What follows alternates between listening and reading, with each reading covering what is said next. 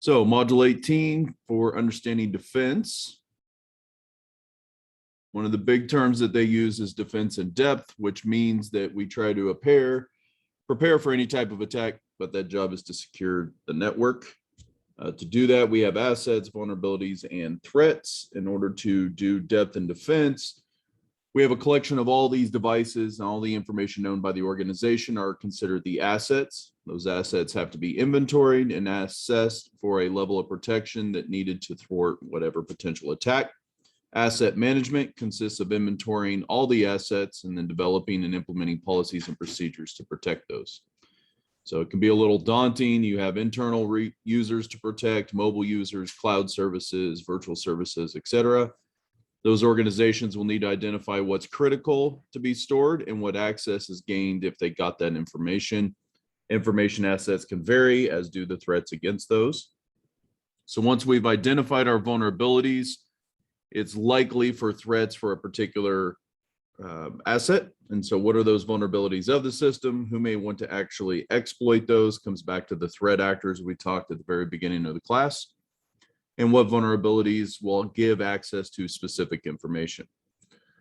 So once that threat indication, like for example, an e-banking system, we have an internal compromise in which the attacker will expose an e-banking server to break into the internal bank system. They can steal customer data at that point, and then they can do phony transactions from an external server by altering the e-bank application code, which makes the transactions by impersonating a legitimate user. So sending money out, basically. You can do phony transactions then based on a stolen customer PIN or a smart card. You could have data input errors in which the user is just incorrectly putting data into the transaction. And then you could also have data center destruction, which is just a cataclysmic event, severely causing damages or destroying the data center itself. So organizations must use a depth and defense approach to identify those threats. The approach uses multiple layers of security at the network edge, within the network, and at each network endpoint. So in this approach, the router will first screen the traffic before it gets forwarded on to a decision like a firewall, in this case, a Cisco ASA or Palo Alto. Routers and firewalls are not the only devices used in the depth and defense approach. Other security devices such as IPSs or IDSs, IPS being intrusion prevention, IDS being intrusion detection. You could have advanced malware protection or AMP. You can have web and email content security systems, network access controls, etc. So a layered defense in depth approach will layer each one of these out from the outside, working their way in. And it goes clear down to the actual device, which could then also have an internal firewall, as well as malware, virus protection, etc. So in this case, you come out from the internet, you're going to hit R1, which is your edge router. This is the first line of defense. That edge router is going to have specific rules which allow traffic. It either allows or denies. So it could block, say, external BGP traffic from China or Russia or et cetera. If there's no reason for your business to allow that traffic in, you could block that on the outside firewall or on the outside router. From there, you're going to get passed into the firewall. This could be a checkpoint to do additional filtering, track the state of connections, deny connections, etc. And then you have the internal firewall, which is another line of defense, which could have ACL rules applied to the traffic before it's forwarded on. Okay, so one of the things that we're going to talk about in this course is an operating system. It's called Security Onion. It's named based on this depth and security approach. So a security onion is going to have a common analogy used to describe this approach. It peels away each layer of the network defenses layer by layer in a manner of peeling away an onion. Only after penetrating each layer would the threat actor reach the target system or the target data. Again, we're going to be using an operating system, which is called Security Onion Suite, and it's based off this concept. You're going to have multiple tools put together that help you work through those multiple layers of defense. There an outside layer? Yeah, you go out to the firewall from the outside and work your way up in this case. All right, so a security artichoke is often referred to as benefiting the threat actor.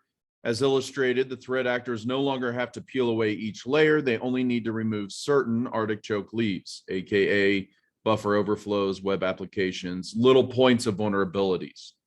The bonus is each leaf of the network may contain or reveal sensitive information that is not well secured. In order to get to the heart of the artichoke, which is what you want, the hacker chips away at the security armor along the perimeter. And while internet-facing systems are well protected, persistent hackers do find a gap in that hardcore exterior through which they can enter.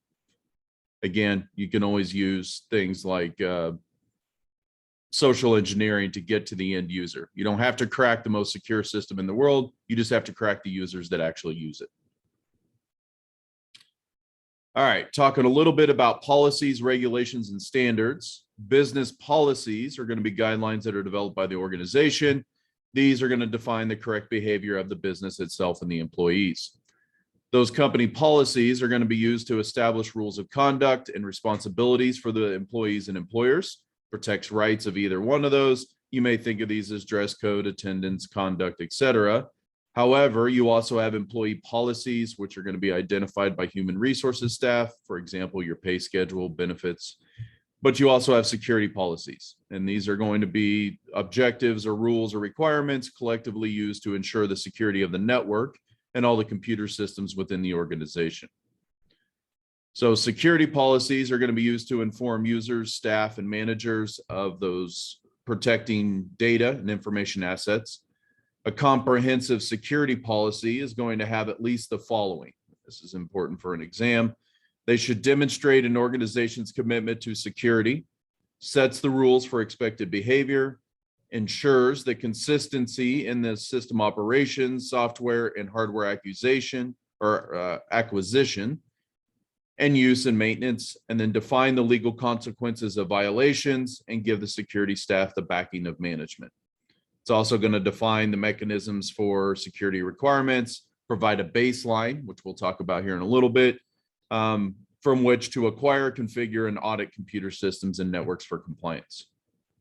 So these are the different types of policies you may have that all fall under security policies. You would have information or identification and authentication policy. This is who gets what access to what piece of the network. Password policies, minimum length requirements, change regularly, etc. You could have AUPs, or your acceptable use policy. This is common across all organizations. You even have one here at Fort Hays. For example, if you're here on campus, you can see the one for Fort Hays anytime you access a system. This is the acceptable use policy for Fort Hays.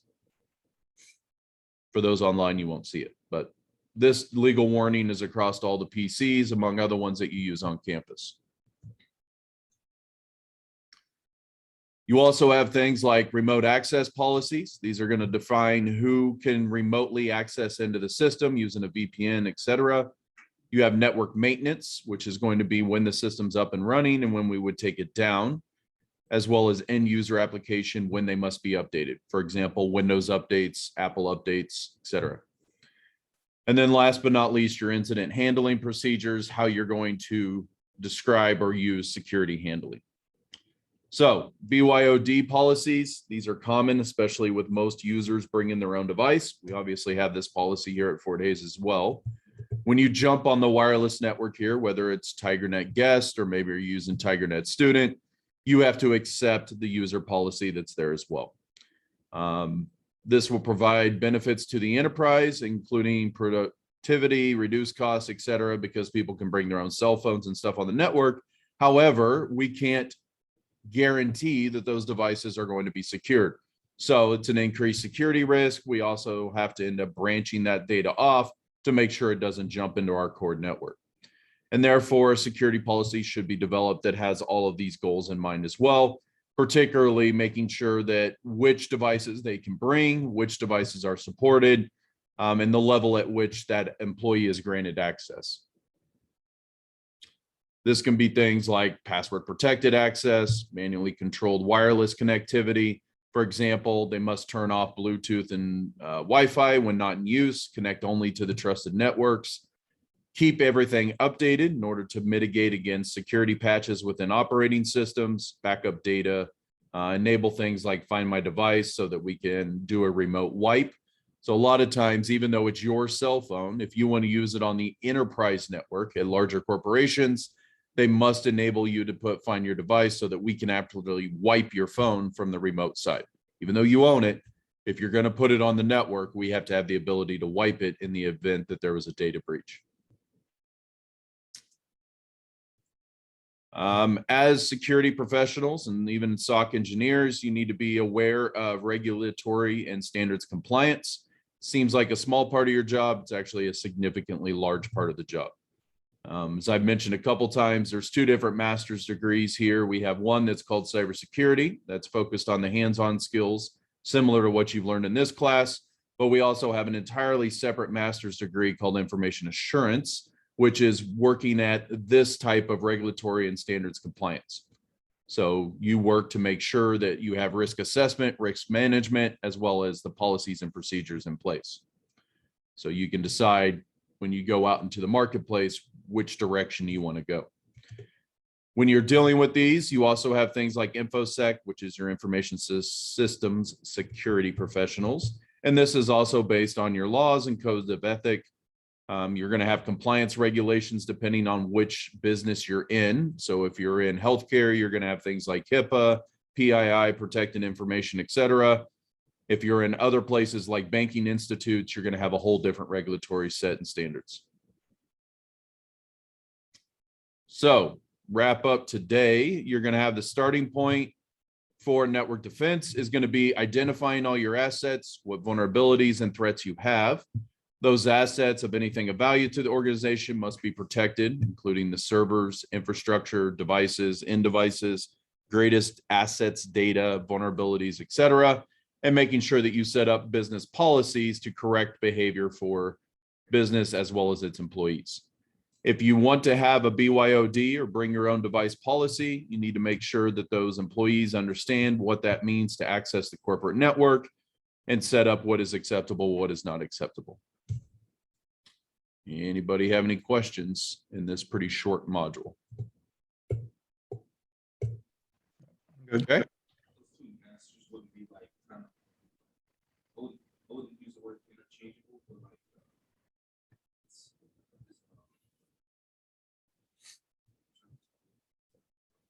how to word it.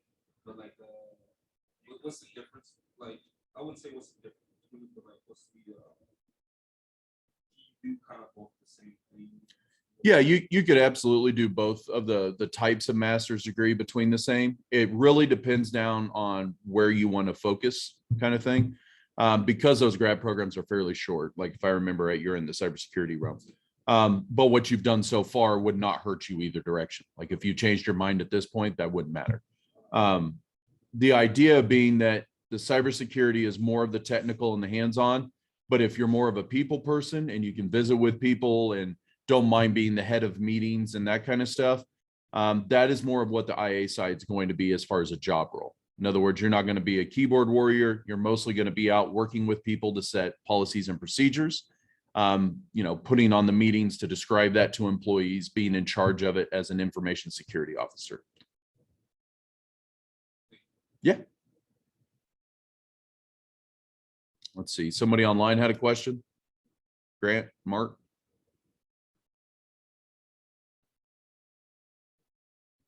I didn't know. Okay. How many masters are there? There's two, Grant. There's a cybersecurity, which is the hands-on, and information assurance is going to be the more policy, governance, compliance. And they both have great jobs. I mean, cybersecurity is massive. These are just the two avenues. You're either the technical side or you're potentially on the A side. If you're in a small shop, though, you may be both people. Which comes back to what you were talking about, Tyler, is just it could very well be both jobs. All depends on where you get your final pay. I've seen students come out with the cybersecurity masters, more of the technical hands-on.